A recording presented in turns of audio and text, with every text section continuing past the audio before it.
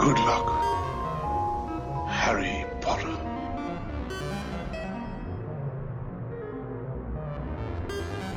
Well, cover me with eggs and flour and bake me for 40 minutes. Hello, and welcome back. I'm Bav, I'm Fluff. and this is Screen Masters, episode 3. Oof, 3 in already. I know, 3 already. You know, we're still here, we're still doing it, we're going to carry on, you can't stop us. People are listening. People we actually know have listened to these. That's very true, but the key words there are people we know. True. Have pity listened. True. But hey, as we said in I think it was the first episode or the second one, I will accept a pity listen. Mm-hmm, I'm quite happy with a pity listen, that's all good. But welcome back, and today we are, for our main topic, going to be discussing the Dark Knight Trilogy of films by Christopher Nolan. But before we do that, we're just going to say hello and reacquaint ourselves, as it's been a couple of weeks since we have properly discussed all things. So, Fluff, how you doing? I'm all right. Yeah, a little bit hoarse today. Indeed. But we shall plough through all the same.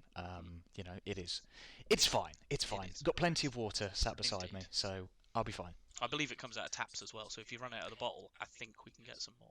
That's fine. I think we bought some Coke as well, so... that's Coca-Cola. Coca-Cola, Let's be clear. Yeah, the bottled stuff, the good stuff. We figured good a stuff. treat. Glass bottles, no a treat. less. A treat for... Exactly. For the session. So, what you been watching? Have you seen anything good? Yeah, I think there's one thing we've both seen. Yes, good. yeah. We'll cover that. We'll cover that straight off then, which was Spider-Man. Indeed, the new Spider-Man Far From Home, which we did sit down and watch together. Mm-hmm. That was a couple of weeks ago now. And Eva came with us as well. Yes. My first goddaughter, your one. daughter. Yes. That's the first one she's seen in the cinema, because we've been watching them all at home to catch up so that she could... Oh, no, Endgame was the first one she saw in the cinema, actually. We got in time to watch Endgame.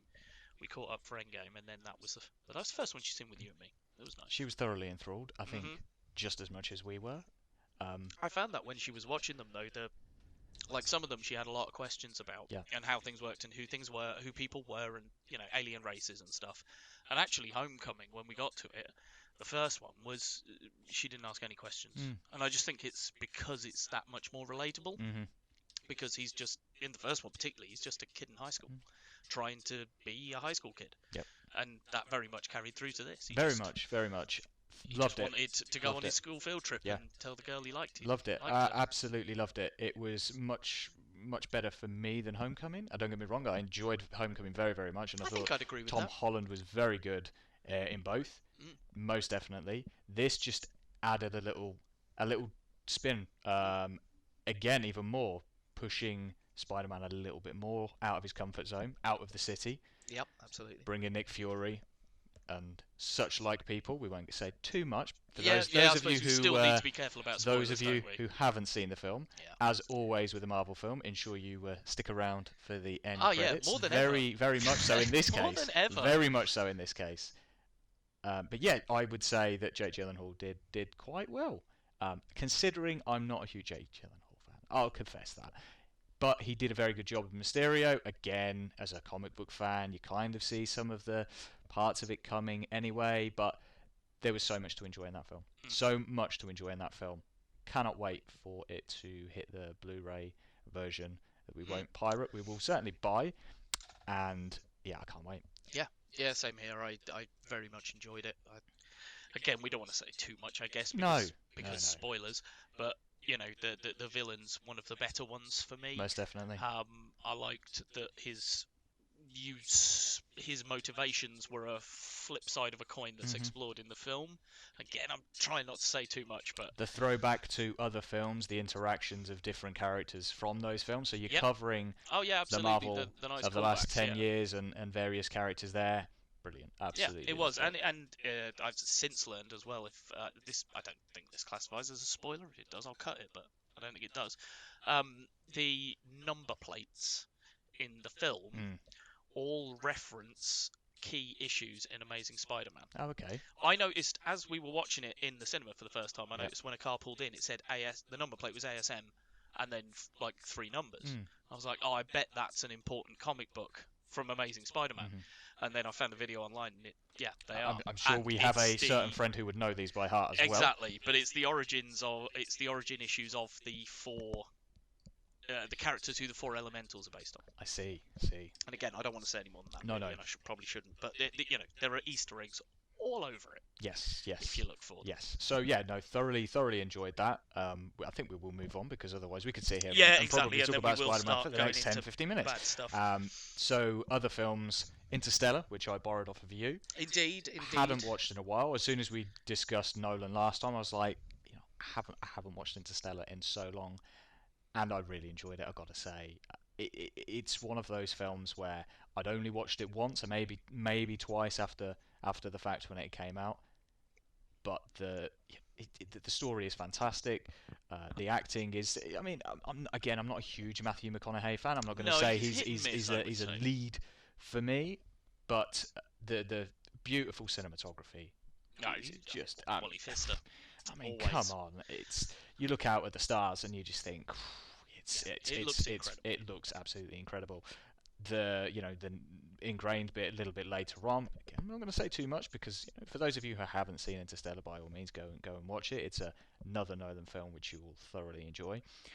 But again, later on, where they go into the black hole and everything involved in that, just the intricate details, fantastic. Yeah, it's based on the theories of Kip Thorne, I think it is, on what would happen when when you meet a black hole and go into a black hole. For me, it really, it made me cry because of the daughter angle and that whole, the distance that's created with them. I think I can probably get away with saying it that way. Yes. There is a distance that's created between the main character and his daughter, and being a father, that sort of decision and what led to him deciding to put that distance between them just broke my heart. That you could think, yes, because I would think as the father, oh yeah, but this is what I've been working towards.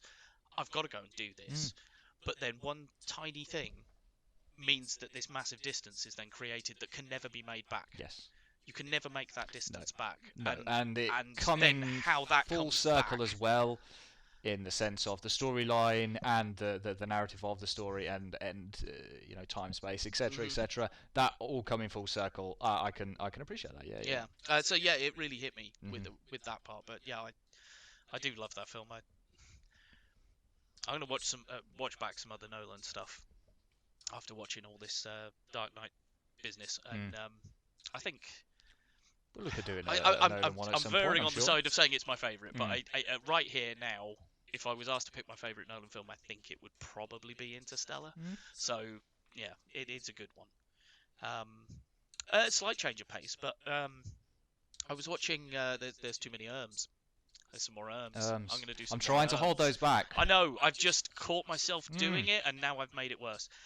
So I was perusing the old Flicks of Net the other night. Flicks of Net. The Flicks of Net, which, as usual, we'll say we are nowhere endorsed by, but is. I've been using the Amazon as of late, but we'll get to that in a future. See why that is future shortly. one lately. But yeah, I came across this time travel film called See You Yesterday, which is a Netflix original. Yes, I've seen them. And obviously, it stands out a little bit because of the cast, because it's a young black cast.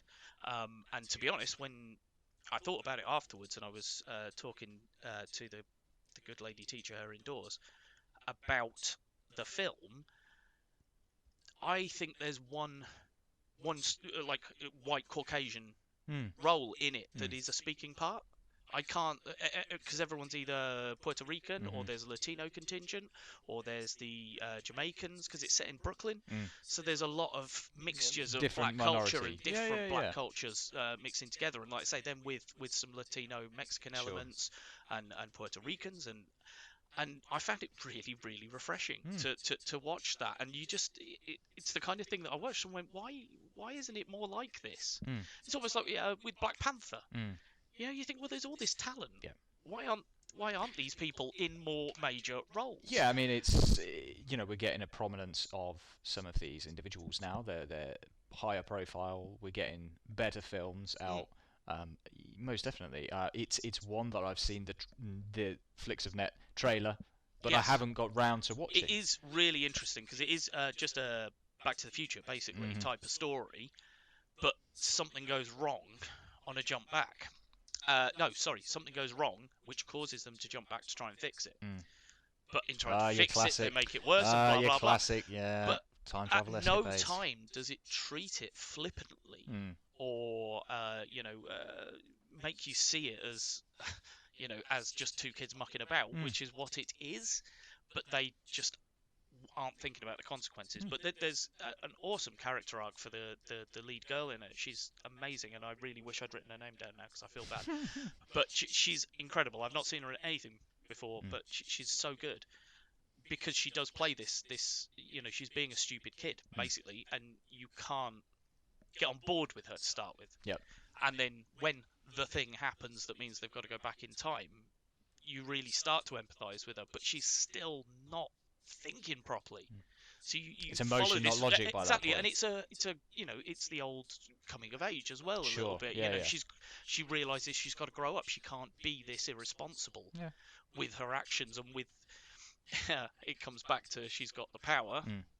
But she hasn't got the responsibility to go with it. Is this one of these ones where we can see sequels, spin-offs, and the like? I haven't watched it, so I don't know the answer to that. I think they could do it again if they wanted something.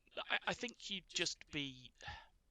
No, I think you'd be extending a story that doesn't exist. Okay, so it's a standalone because it brings itself to a conclusion. Okay, that's there, yeah. Which is nice, actually. And bit again, refreshing. it's an emotional conclusion because the conclusion they come to is not what you might be expecting. Yeah.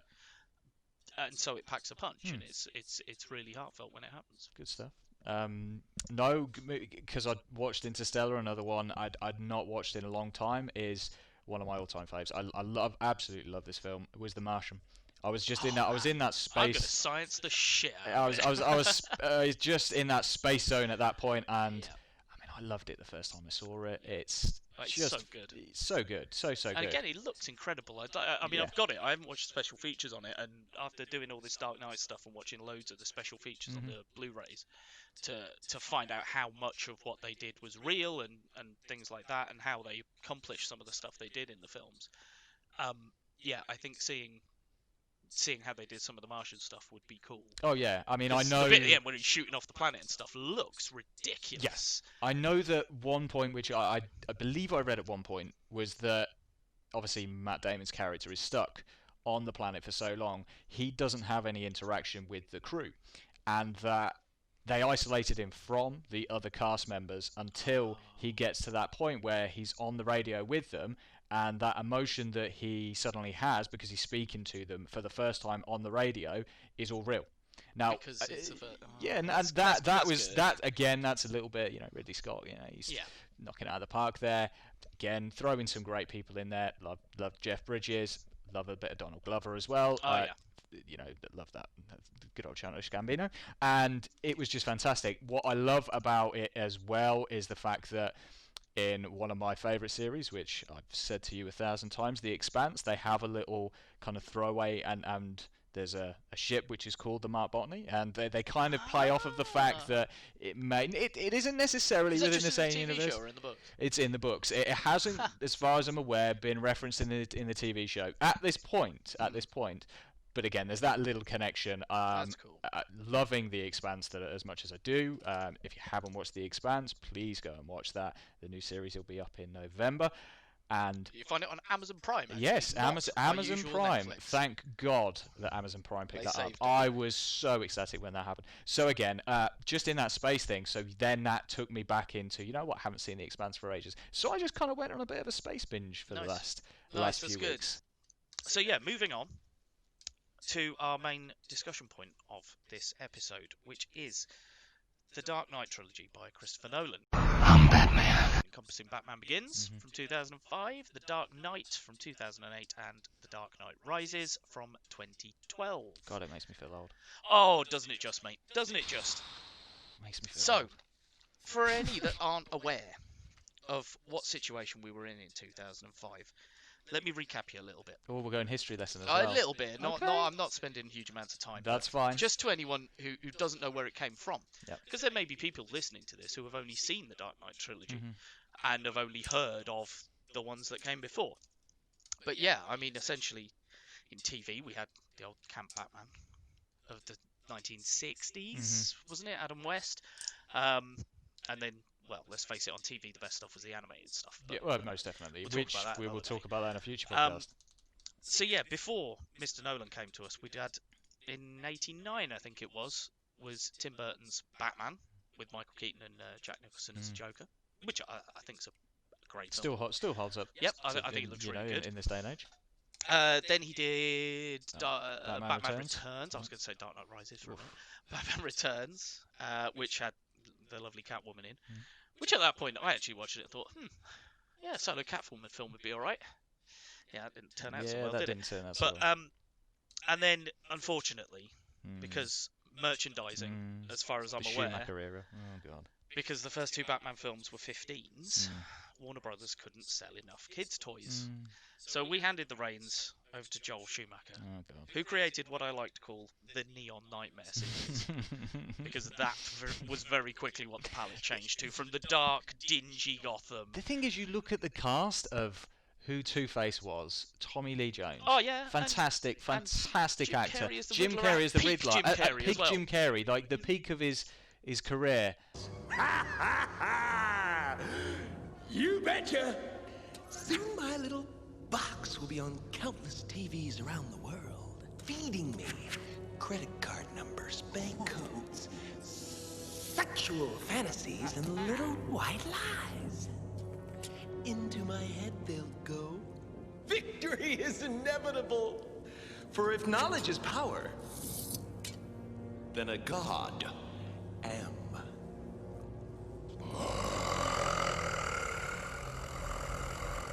And oh Jesus, let's pick Val Kilmer. But then you put the charisma vacuum Val Kilmer in the bat suit. Well done.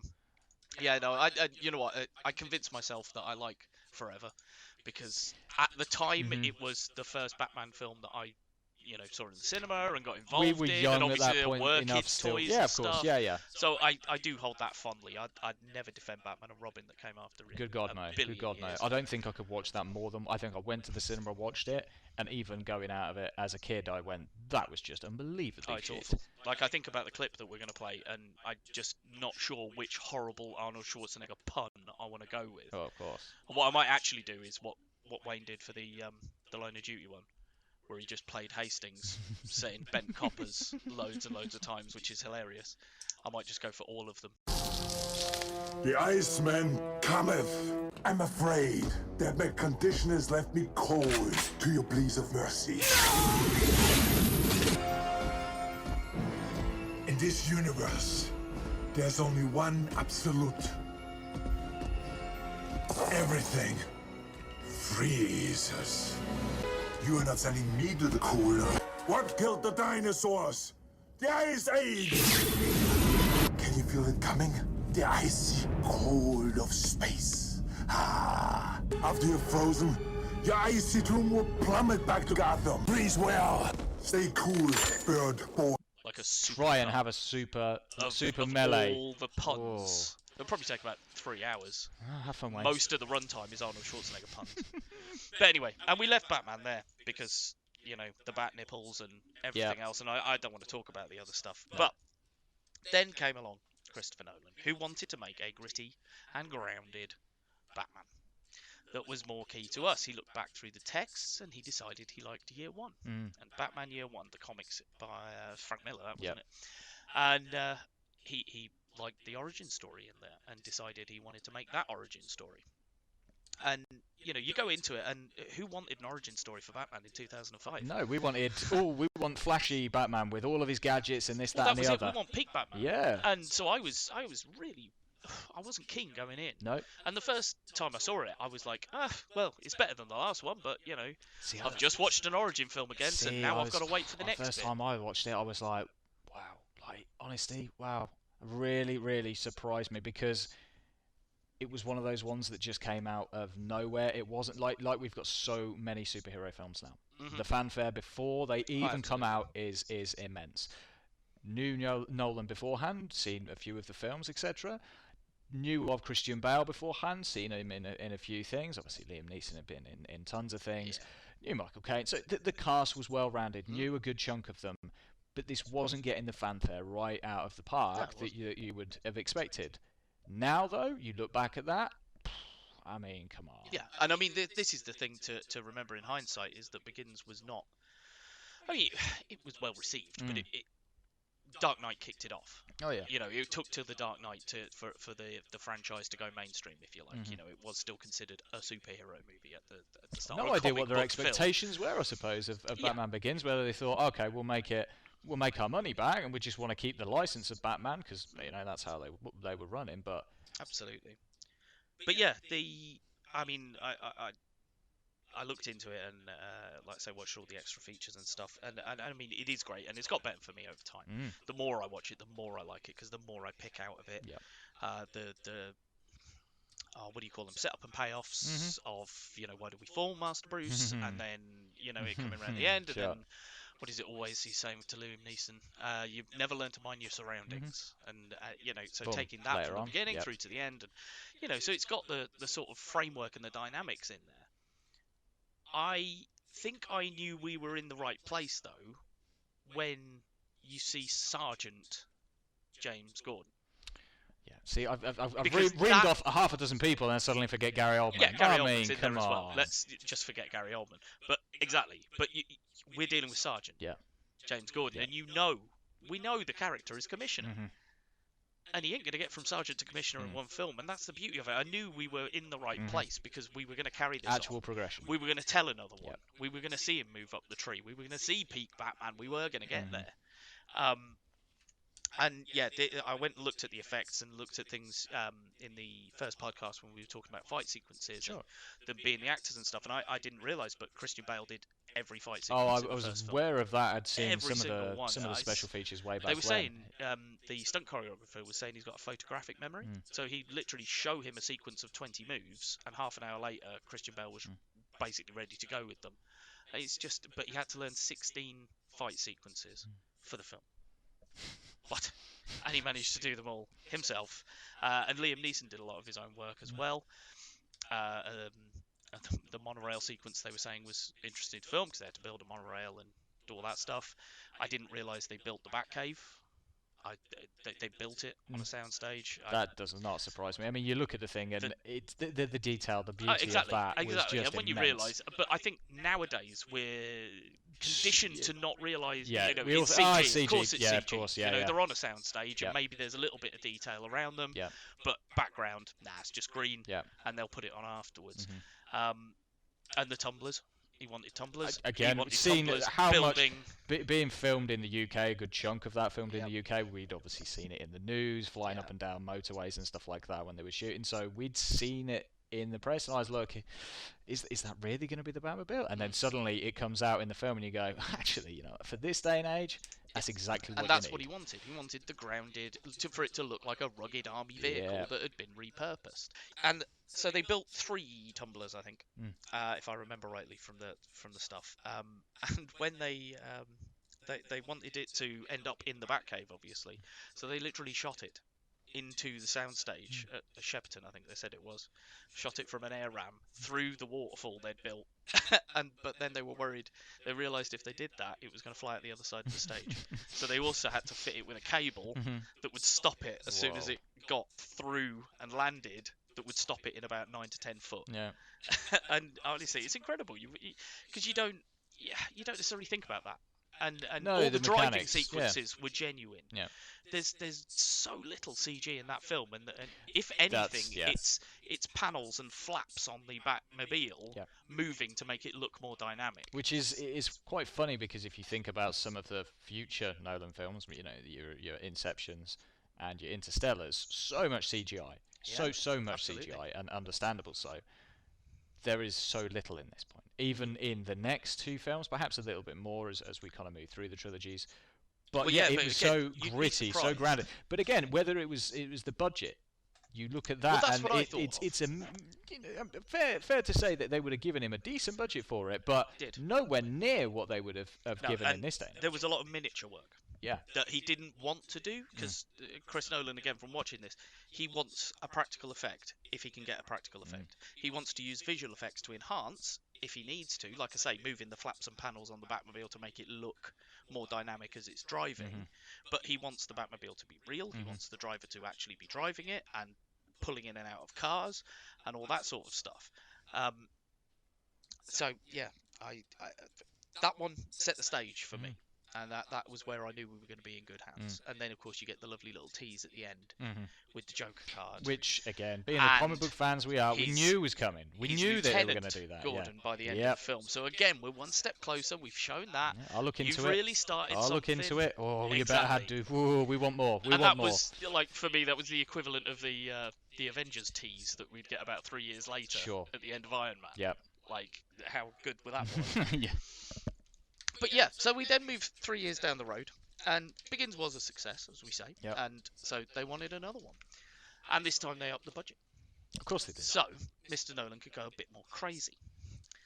So, the stunts in this one, alright, let's forgetting the stunts for a minute. The film itself is, for me, about as perfect an example of what it is setting out to be as you can possibly find. Yep. I was making notes for this film, and I don't think I've written a negative aspect because I honestly cannot see them. The only negative aspect for me, and I will by all admit means, to it. because I think I'm just in love with this film, that's I completely understandable. The only negative for me, and I will wholeheartedly admit it, is that I'm not against Gyllenhaal's, by the way. This is nothing. But I wasn't a huge fan of Maggie Gyllenhaal in this. I really would have preferred if Katie Holmes would have returned for this one. Now, whether I've just got a bit of a crush on Katie Holmes, that may be beside the point. But I would have liked that continuation of the kind of the better actress, because I don't think Maggie Gyllenhaal really brought it in that film. But that's just me. That's just me. Fair That's enough. the only kind of criticism I would say. That makes sense to me from my perspective, because I prefer Maggie Gyllenhaal. There we go. So everybody's going to have their different... And to be honest, I only realised that watching them back this time. I watched Begins and was like, I want Maggie Gyllenhaal. I don't want Katie Holmes. So then when I got to Dark Knight, I was like, yay! Here's the actress I really want playing Rachel. We can't all have it. So it is interesting. And like you said, maybe it is that. I've seen Maggie Gyllenhaal in some stuff that I like. I've never seen Katie Holmes in anything other than Dawson's Creek and Batman Begins. So I guess, my opinion of her isn't quite. I think it's maybe just because I got a bit of a crush on Katie Holmes. But it might be. Yeah. If Sarah Michelle Gellar was in the film, I'd be backing her all the way from when she was Buffy. Again, with this film, we get tons and tons of lovely foreshadowing. Yes. That's my favourite bit being you either die the you either die the hero or you live long enough to see yourself become the villain. Yep. Love that line. Absolutely love it. And again, within the first, half an hour of the film, you're setting up. You just told us Harvey Dent's arc. That's it. And I mean, we knew that anyway. Of course we do. I mean, we and again are still the comic book fans, so we know these little things, exactly. and we see that. But again, they didn't necessarily just throw it straight there and just like, oh, okay, this is happening. We could have had the sequence where they're in the courtroom, and instead of pulling out a gun, he throws acid at him or something like that. There could have been that, but they didn't. They subverted that until a lot later in the film. But they did that that was fan service. Yeah. Because that is, for those that don't know, in the comics, that is how Harvey Dent becomes Two-Face. He is interviewing that guy, and he throws acid on his face, and half of his face gets covered. Yeah. But I find it interesting that the more believable aspect in that day and age, in 2005, it was more believable that he could have got a carbon fibre gun into a courtroom, and that would have been his method of choice. Whereas actually, if you did that scene now, acid would seem the more likely choice, just based on how things have gone these days and acid attacks and everything. I never considered it as that aspect, but because that's what they changed totally it because they, fuel that they used in the end was more, they could do more with, and he just didn't think that throwing acid would be believable, I guess, in that scenario. I mean, I think the standout of it has got to be Ledger. Yeah, of course. Heath Ledger is just, we'd all seen him. I watched 10 Things I Hate About You the other day, and I love him in that film, but he isn't, I don't see Heath Ledger in The Dark Knight. No. I see the Joker. Yeah. And I see Heath Ledger in A Knight's Tale, and I see Heath Ledger in Byte Back Media Network. I was just going to say, The Knight's Tale, which I think was one of the few films which was out when we started working together at the cinema. Yeah, way back when. Eddie and him and...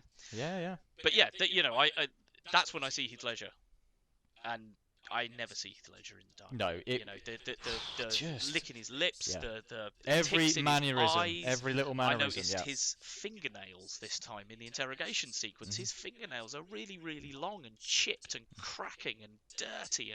And we, even through interviews pre and kind of post the film, and after he passed away, I think we were all aware of the fact that he'd taken this role utterly seriously. That he was, went a bit method with it, as far as I understand, just to say the least.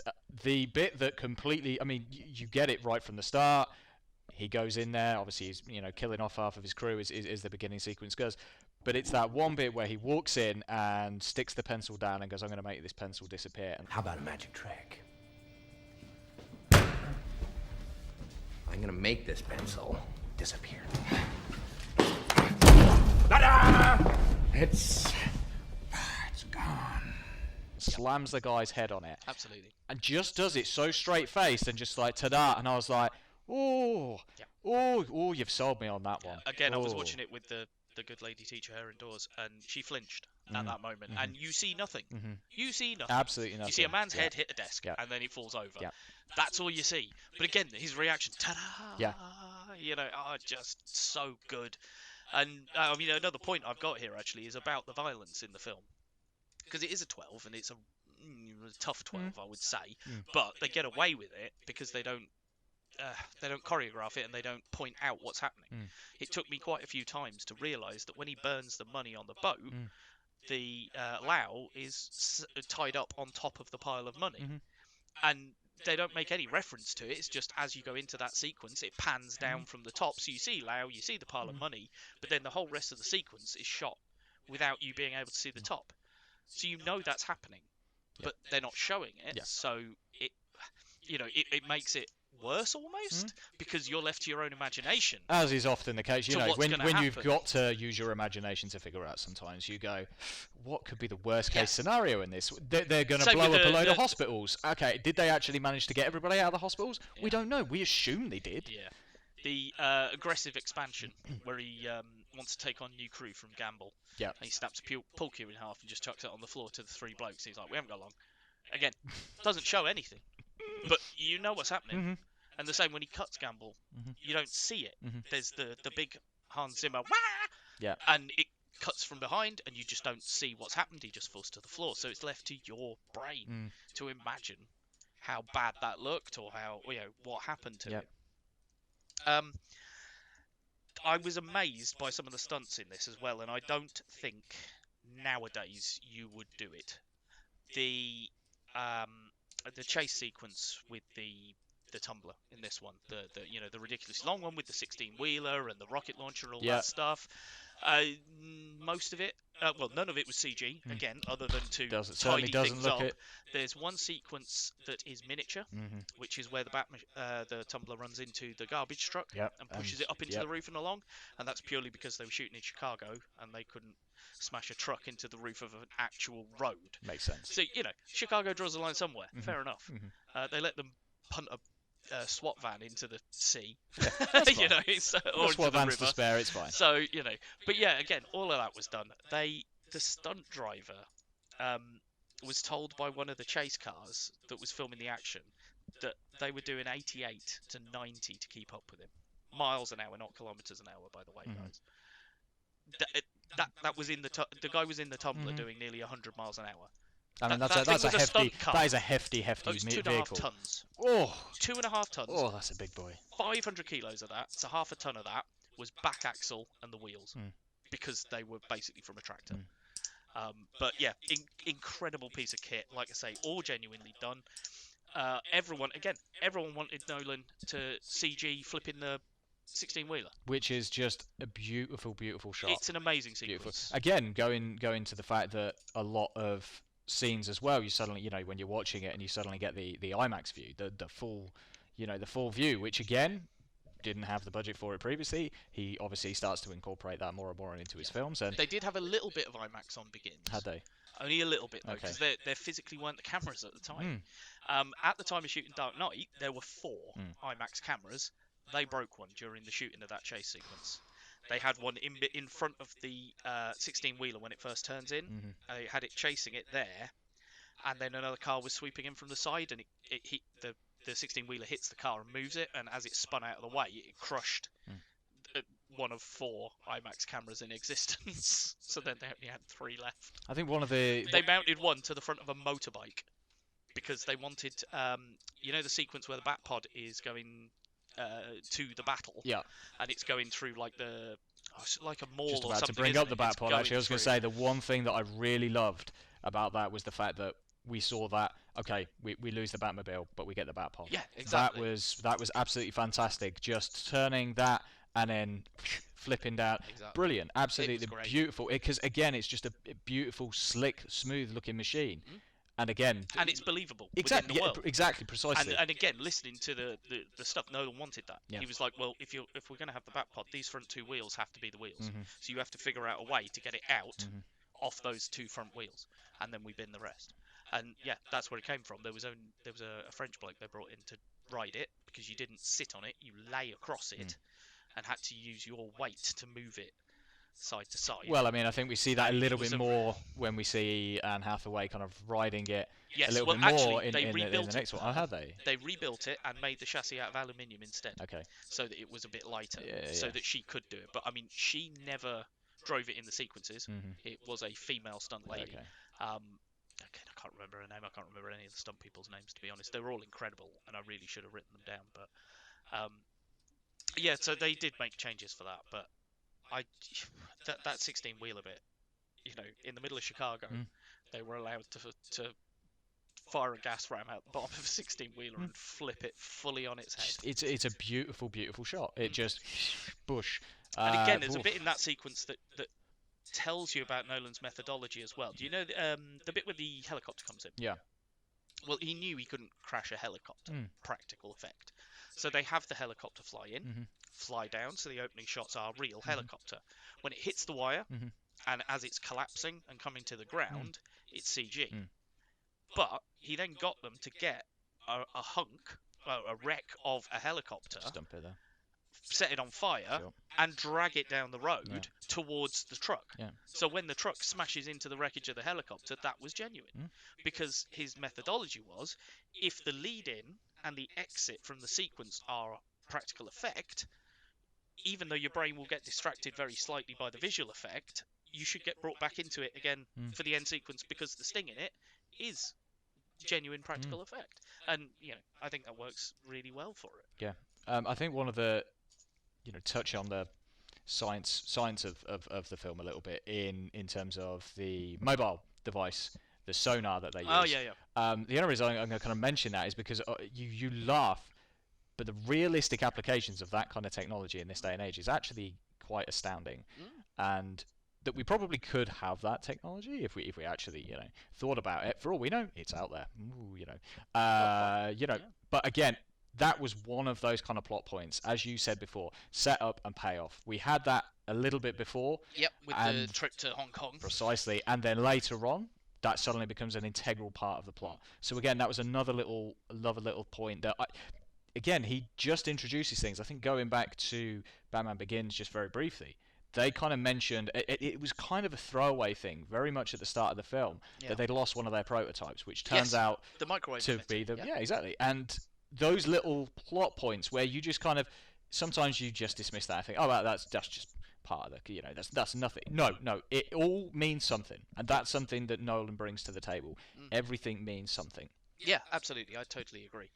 And I think you can probably say that he wrote the screenplays for all 3. Co-wrote the screenplays for all 3. Begins was co-written by David Goyer, and the other 2 were co-written by Jonathan Nolan, his brother. So yeah, I think that shows through. So after this one, we sort of went into a lull, didn't we? Well, because Nolan wasn't really very keen to come and do another. No, I think, as far as we're aware, that's what the stories were at the time. I think also the impact, genuinely the impact of Heath Ledger's death probably weighed heavily on him. I would have thought so, yes. Massively. I would have thought he probably blamed himself, even though he shouldn't, because he was in charge of that character, and, he'll be feeling like he should have spotted signs or whatever. Again, it may have been a case that he'd had a third film planned with the Joker being a part of that, and that, you got to throw that out the window at this point. Absolutely. Yeah. I remember making jokes with you and another one of our friends about, we would joke, how long is it before Warner Brothers just backs that truck of money up to his front Yes. lawn and dumps it, Yes. so that he'll come back for another one. And obviously he went off and made Inception Yep. in 2010 in the middle, and then he did come back and he did Dark Knight Rises to finish the trilogy. Now, this is the one I'd seen the least, I think, and I don't remember it fondly, and so I went back and I thought, you know what, I'm going to watch this, and I'm going to give it a chance, and I'm going to see what I can do. And unfortunately, I started writing notes, and a lot of them are negative. I feared that you might have said that. Through doing this, I've worked out why. I mean, like, take the opening of Dark Knight Rises. That's one of the most incredible opening sequences Very much so. I've seen ever, probably. And again, the effects in that are ridiculous, and I shall go into them in a bit. But you open really well, and you've got bloody Bane and Tom Hardy, and he's being cool and Bane, without loads of pipes and stuff. Well, a little bit, but not over his shoulders and stuff. Yeah, the whole like Venom Bane. thing has obviously Exactly. gone by for that. And I like that. You just no, I just want you to be a big bulky bloke. But yeah, as you go through it, it is. There is a lot in there. For those of you who can't see, he literally has about literally got pages and pages of notes. 5 pages of notes. I'm really sorry. 5 A4 pages of notes here. And some of them are bad, but like the stock exchange sequence, right? They come out of the stock exchange on motorbikes. Where did the motorbikes come from? They don't enter the stock exchange on motorbikes. They're cleaners, they're stuff, Maybe you could say Tom Hardy's character does, because he comes in as a delivery driver. But his motorbike is not outside the stock exchange, and he hasn't driven it through the front door. So where did they find motorbikes to escape from in the stock exchange? And it's things like that bother me with this one, and that's what I was trying to get to the bottom of, is why Nolan isn't like this. Like, my whole problem with the film from the start is it's been 8 years since The Dark Knight. Bruce Wayne retired as Batman at the end of The Dark Knight. How is he so messed up? He's hobbling around. He can't do anything. He goes to see the doctor and he's got no cartilage and this and that and the other. Now, that's fine if that was the case at the end of The Dark Knight, but it didn't seem to be. Yeah, he'd fallen out the window or whatever. He'd had a few scrapes and cuts and blah, blah, blah. He's taken worse hits during the course of the film. So why was he so beaten up? That's what... It's straight away you've made me go, well, he didn't do it. Like, if he'd been crime fighting for 8 years, of course he's going to be that beaten up. I'd buy it. But your story is that he didn't. That was the thing. His beat-up state was more mental than it was physical. Yes. Is the implication, I suppose, that we were trying to take away from that. Yes, he looked physically frail. He had his beard and blah, blah, blah, blah, blah. There's nothing wrong with beards. I'm sporting a beard myself. No. But... yeah, you look at him and think, okay, you're a bit more frail, you're a bit more fragile than you were, because you've had your heart broken, because you've lost somebody you care about, because you are being looked at as the villain, you don't want anything to do with the world anymore. So you see all of these things, but yeah, no, I completely agree. The plot there. I just wonder whether they struggled this time. And from watching the extra stuff, it doesn't seem like Nolan has any less passion for it. But it feels to me like they couldn't quite get what they wanted, or they couldn't quite decide what they wanted to do with it. And like, again, my biggest problem with it is the pacing and the timing. No, the pacing is pretty bad in the film. So the film goes an hour and 36 minutes out of a 2 hour 30 runtime, something like that. Something like that. We go an hour and 36 minutes, and we've covered a couple of months, maybe. And that leads us up to the stadium sequence where Bane takes over Gotham, essentially, right? So that's an hour and 36 minutes into the film. We are told at that stadium sequence that when Bane takes the bomb, they say it's going to decay in 5 months, go off in 5 months, and he says, yes, it will be exactly 5 months. So we've got 5 months at that point till the end of the film, you would assume, because it's a ticking bomb. So that's going to be the end of the film. So we've gone an hour and 36 minutes for about 2 months, not really covering a huge amount of story, because it's just Bruce Wayne pootling about. Because remember, at this point, he's just been beaten by Bane and sort of taken down to the pit. but hasn't even had his back straightened at this stage. So we got an hour left, and we're going to cover 5 months. Yep.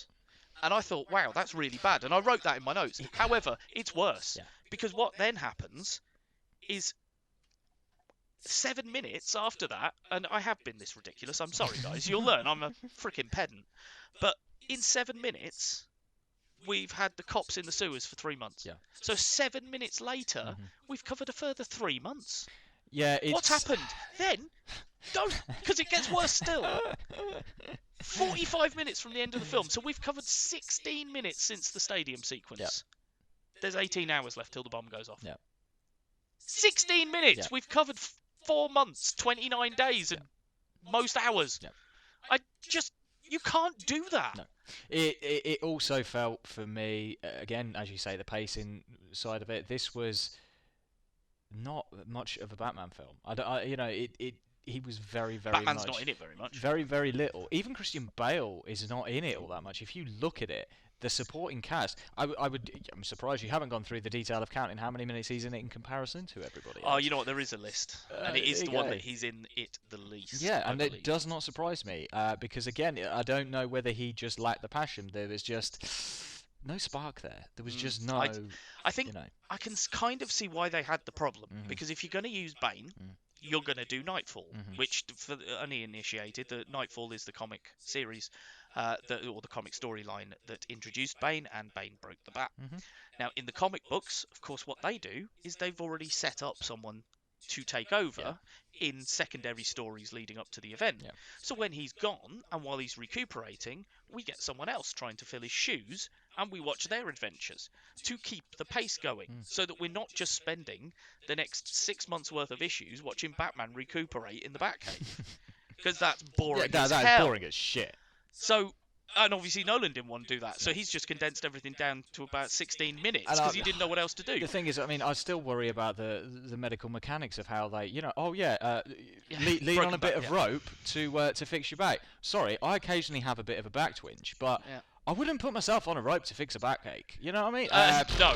And then suddenly he's doing punch him in the back sit-ups. to supposedly straighten it, and then hangs him up and goes, just stay there till you can stand. And then he's doing like sit-ups like nobody's business. I'm sorry, but if your back is that messed up, you can't do sit-ups. You just can't do it. So yeah. So yeah, I've got a lot of negatives now. Yeah. Now, what I will say is, I did think, you know what, there's got to be more here, and I also hate the fact there's a twist at the end, because none of the others have had a twist. Well, you say there's a twist, but when I went into the film, because I don't think it's choreographed. I knew straight away. Seeing that person, I was like, well, I'm going to guess who you are. I don't think that, because it's never choreographed. She is always not with Bane until that final sequence, because I kept thinking to myself, I wonder if there's hints, and she makes a decision that would go. She doesn't seem to. She seems to play what she's playing, and I don't understand why she ends up in the Bruce Wayne's house and they have a love sequence. No, I don't know. I don't really understand. There's a lot of shoehorn stuff in there. But I mean, there is good stuff. There really is. I mean, let's face it. Tom Hardy's incredible. Yeah. Tom Hardy's incredible in it. I love Joseph Gordon-Levitt. Yeah, I was just about to say. Yeah, and if they had ever have done another one, him taking over the reins, bang on. Gary Oldman continues his trend as well. Exactly. Gary Oldman's great, and obviously I forgot to mention in the Dark Knight bit that we do get our Commissioner Gordon by the Dark Knight. Yeah. So then we complete that arc as well, which is another reason why that one stands out, because it is lots of payoff for things that have been set up. Like I said, there is good stuff in here. I've got a note here that says, "Holy shit, Teal'c." Yes. You realise Teal'c was it? Yes, Plays it's a random guard. Yes. Teal'c from Stargate SG-1, for anyone who doesn't know. For those uninitiated. We may end up talking about that one day. Yeah, well, maybe perhaps one day, yeah.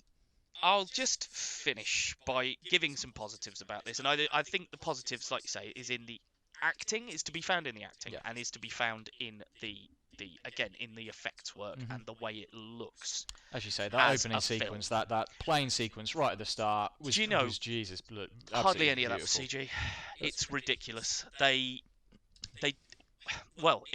It's the way they mixed it together. So they genuinely flew a big plane above a little plane and launched 4 men out of the top of it, and they hung onto the sides of the little plane and broke into the plane and stuff like that. When the plane then gets hooked onto the bigger plane, the small jump, like a little jump jet, gets hooked on, that's miniatures. Because he didn't want that to be CG. Because as the wings break off in the wind, it looks genuine. Because it's actually a miniature made properly, a 1/3 scale miniature, in that kind of wind, having its wings broken off by the buffeting. And then the visual effect is to meld one into the other. Then, when the plane is broken and is just dangling down and they're all inside it, they built a rig that would tip up on its end so that they could shoot all that and get all the actors inside it. But they also fixed it to a heavy lift crane, a heavy lift helicopter, and fluid along to shoot sequences inside it while it was happening. And the men coming down in the top and getting everyone out, because he wanted it to be moving while it was going. And it comes across as that completely. It's incredible. It is one of the best opening sequences of any of the three films, most definitely. There is just something quite special about that. Yeah, absolutely. And again, like you say, the intricate detail that they've gone to shows in spades. Absolutely. I think the Bane's Lair, for example, was built. Again, constructed, a 4-story thing that they constructed at Cardington, which looks great. Again, the fight there was Tom Hardy and Christian Bale, and I love it. You know, Christian Bale, I don't know. My opinion of him fluctuates because I think since he's been shown to be a bit of a dick sometimes. Yes, yeah, I think since since that he's leaked portrayed as a little bit of a dick. Exactly, clip. it's the Terminator yeah, of thing, course, wasn't it? Of so, course.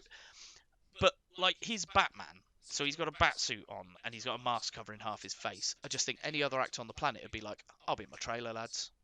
You tell me when you finished it. Yeah, I see what you say, yeah. Because you don't even need him for a bloody close-up, you know? You just find someone with a lower jaw similar, and he doesn't even need to be seen on set, but he wanted to do it. Because his exact words are that you can then zoom in and you can see it's me. I mean, you've seen and it's not somebody else. Seen him in various roles where he's lost an absolute shit ton of weight, or he's had to gain a shit ton of weight. So he is somebody that takes on this role seriously. Absolutely. Don't get me wrong, I think he was perhaps burned out of playing Batman by that point. I think he was just like, I'll do it. I need to get this done. But the passion is certainly lost. I think I'd agree. It's certainly noticeable that he seems to be in a lot less of the extra features on the Blu-ray. There's not as much from Christian Bale in the Dark Knight Rises stuff as there is in the earlier two. So that could be why, to be fair. Finally, the stadium sequence. That massive stadium sequence. Now, obviously, when the stadium drops away, that's CG from above. But the crowd is real.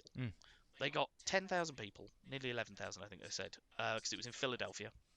And they spaced them out around the whole arena in dribs and drabs. So there was always some real people.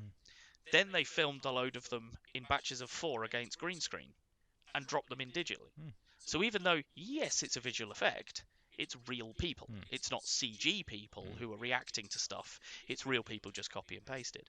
But even then, when the guy's running along with the ball and the stuff's collapsing behind him, that was part visual effect, part special effect, because they actually built a raised platform on the football field, so as the guys were running along, they could fall into a hole that took them out of vision, and then they just relayed sort of a digital field over the top of it, but the guys then appear to fall into nothingness because they were falling into a physical pit that was on the pitch. But yeah, I think it's a shame, would be my sum up. I think The Dark Knight Rises wasn't what it could have been. No. And part of me wonders whether it should never have been. This is the thing. I'm not sure. I think like, you're always going to have There's have a great that bit question. where when he's going down the tunnel and bad guys are shooting at Batman. And it's all strobed because of the bullet fire. And he's just 1 minute he's right, then left, and he's getting closer all the time, and then it's just his face right in the camera. And it just reminds me of like a comic books, panel sequence. And some of that sort of stuff is excellent. I mean, you are paying tribute. You're taking that visual style. Yeah, if anything, from the it comic was books. that point perhaps where if it had broken the bat, as you'd said, and actually had Robin or Nightwing or somebody set up in the wings, no pun intended, to kind of fill that void, that may have been a saving grace. But I think by the end of the film, I was just like, you know what, Batman's gone, and this chapter is closed. We've closed the Batman trilogy of Nolan now. Let's just move on from it. And I was I was fine with that. Like you say, I don't know whether it bookended it as perhaps well as the problem is that after the previous film and the fanfare that was around it, the absolute acting skills that were thrown at that, it just missed that little special quality, I think. So that it was always going to suffer. It was whatever happened, it was always going to suffer. We will never know whether there could have been a third film which would have included Heath Ledger's Joker and other characters. We'll never know that. No, you're quite right. But we've got at the same time still a better Batman film than the Schumachers. Oh yeah. So that's how you got to look that's at it. it. At least we could look at oh no, we can't look back at the last incarnation of Batman being good, can we? No, we've now got Robert I suppose Pattinson. we've got well, and we have to count Affleck in that, don't we? Oh He was God! Batman. I'm not going there. Didn't get his own I'm solo not film, going he was there. I'm Batman. not going there. No, I don't think we should. Well, I think after that, ladies and gentlemen, we should call it for today. So, thank you very much for listening to us. Thank you. Wherever you may be listening, we should be available on Spotify and YouTube and Mixcloud. And as of this episode, we also have an email address that you can contact us at, should you wish to hurl abuse at us, or even better, ask some questions. The questions would be better than the abuse. Yeah, exactly. The abuse I'll send to Fluffy. Well, thanks. I'll take the questions. Cheers. But the address is screenmasters@bytebackmedia.co.uk. So that's screenmasters@bytebackmedia.co.uk, and the byte is spelled like a computer byte, not a food byte. So B-Y-T-E. And yeah, I don't think I've got anything else to say. Well, Shall we you've sign off? spoken a great deal. You've spoken I have. a great deal. I'm surprised you're not out of breath. I'm looking forward to recording the second episode and being a bit more of the background. Thank you very much, guys.